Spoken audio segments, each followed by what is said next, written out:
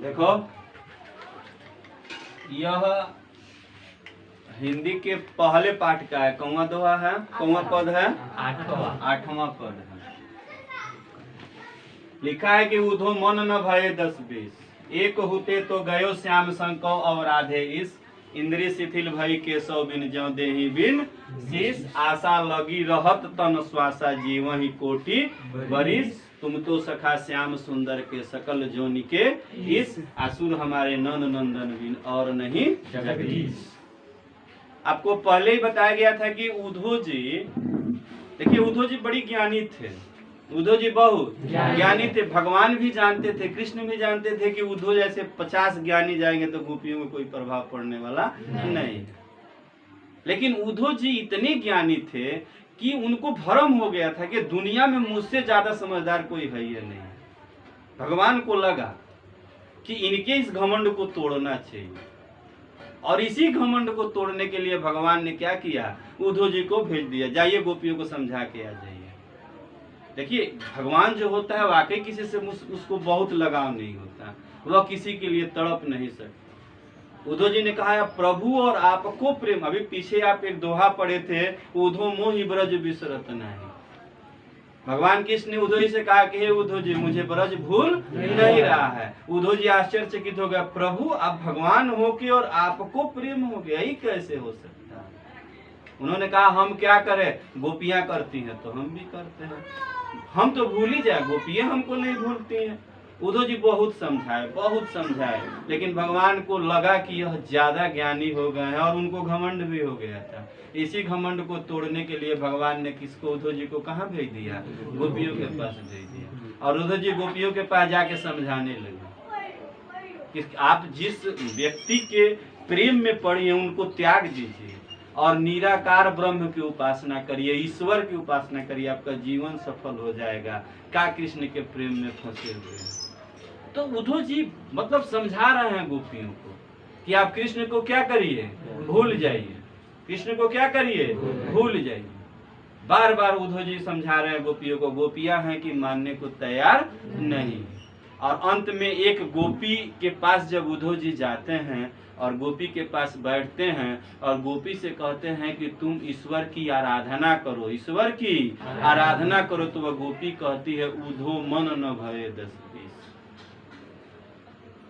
हे उद्धव जी यह मन कोई 10-20 को नहीं है कि मन किया तो उसी से प्यार कर लिए, मन किया तो उससे कर लिए, मन किया तो उससे कर लिए। यह मन 10-20 गो नहीं है, मन एके गो है। एक हुए तो गए श्याम संग, एके गो मन था, वो भी किसके साथ चला गया है, श्याम के साथ, कृष्ण के साथ चला गया है। को और आधु इस, अब किस मन से मैं ईश्वर की आराधना करूं, क्योंकि मेरे पास मन ही नहीं है। एके गो था, वो कौन लेके चला गया, कृष्ण लेकर चले गए। अब समझ में आया।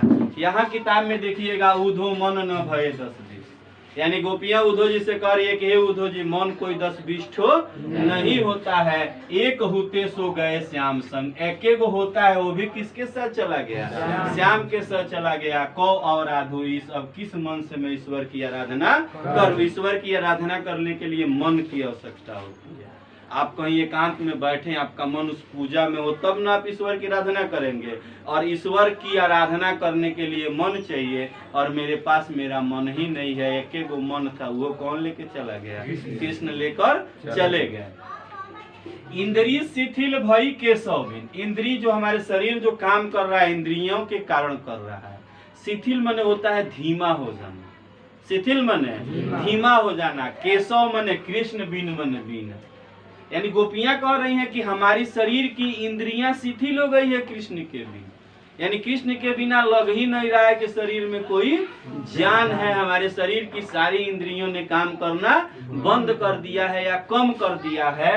तो इंद्रिय शिथिल भई केशव बिन, केशव माने कृष्ण, बिन माने बिना। इंद्रिय शिथिल, शिथिल माने धीमा हो जाना। हमारे शरीर की इंद्रियां काम करना कम कर दी हैं, किसके बिना, कृष्ण के बिना। ज्यों देहि बिन शीश, बिना शरीर, बिना शीश का गर्दन का देह कैसा लगेगा, कैसा वो लगेगा। ज्यों देहि बिनु शीश, बिना देह बिना शीश सर होता है, ज्यों देहि बिनु शीश, बिना देह का सर, चाहे बिना सर का देह कैसा लगेगा। आपका पूरा शरीर ये हो और गर्दन में न हो, खाली गर्दन में हो, पूरा शरीर ये नहीं हो, बेकार है कि नहीं है। उसी प्रकार से हम लोग कृष्ण के बिना क्या हैं, बेकार हैं, किसी काम के नहीं है। समझ में आ गया इतना। आशा लगी रहत तन श्वास। गोपियां उद्धव जी से कह रही है, हे उद्धव जी हम लोग अभी तक मर गए हैं लेकिन हम लोग जिंदा है, जानते हैं क्यों? उद्धव जी ने पूछा क्यों? तो कहा कि आशा लगी, कृष्ण गए थे तो कहे थे कि हम लौट कर वापस आएंगे।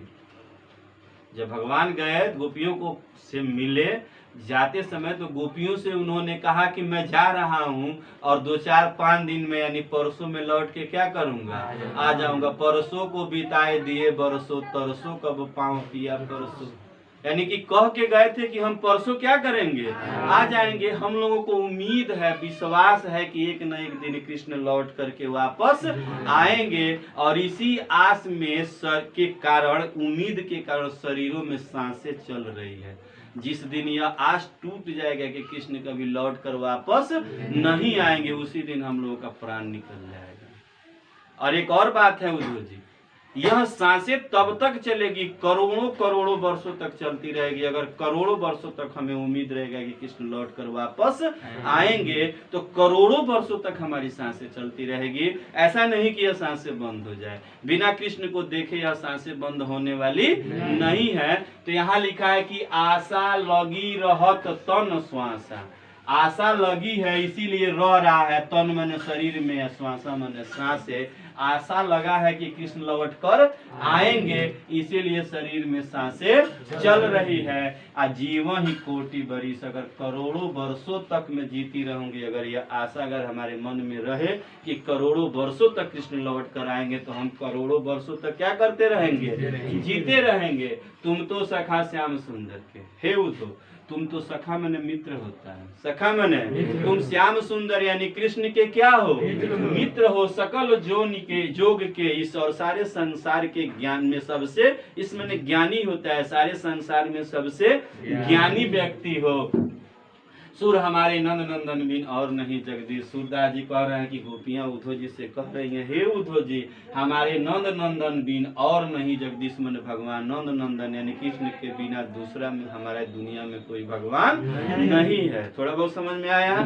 एक बार और देखिए, उद्धव मन न भये 10-20, यानी गोपियां उद्धव जी से कह रही है, हे उद्धव जी आप ईश्वर की आराधना करने की बात करते हैं, हम किस मन से ईश्वर की आराधना करें?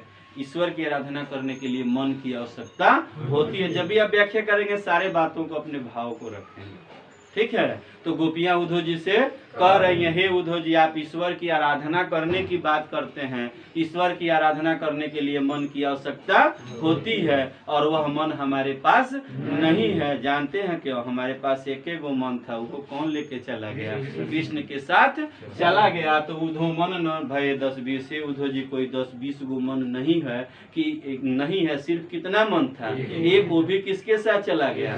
कृष्ण के। एक होते सो एक गो था, गयो श्याम संग, वो भी किसके साथ चला गया? गौ और राधे। इस सब हम कौना मन से इस मन ईश्वर की क्या करें? आराधना करें। इंद्रिय शिथिल भई केशव बिन, हमारे शरीर की सारी इंद्रिया कृष्ण के बिन क्या हो गई है?